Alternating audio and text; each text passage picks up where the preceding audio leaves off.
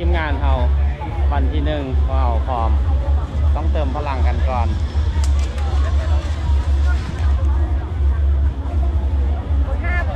เบอร์ห้า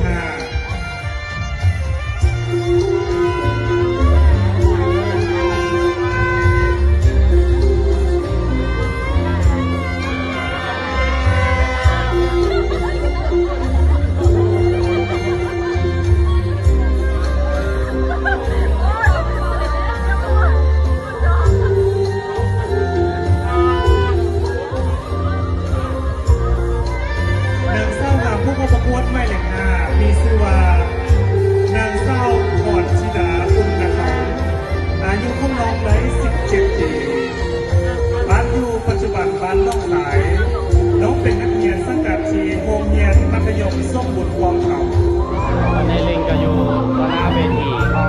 งานประกวดหนังสังขารมาเสียเบอร์5อันนี้แม่ของบ้านนะ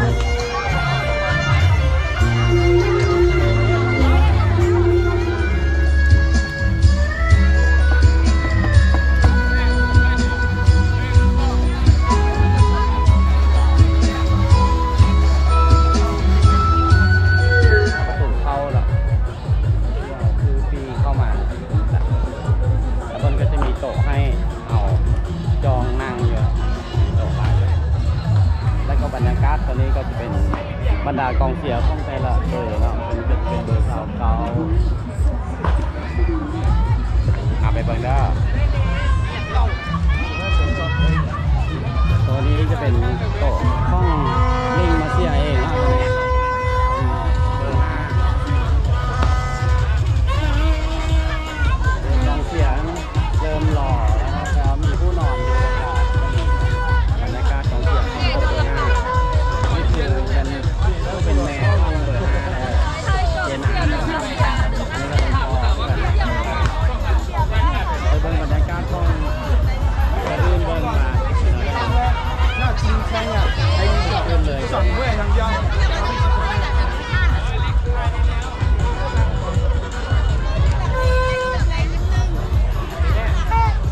บรรยากาศด้านล่างกำลังรอรับต่อไปเลย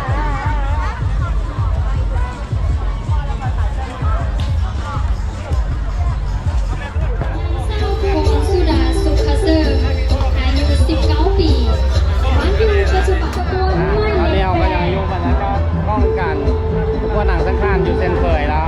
นี่คือกองเชียร์ของเราตัวน้อยก็มาเบอร์5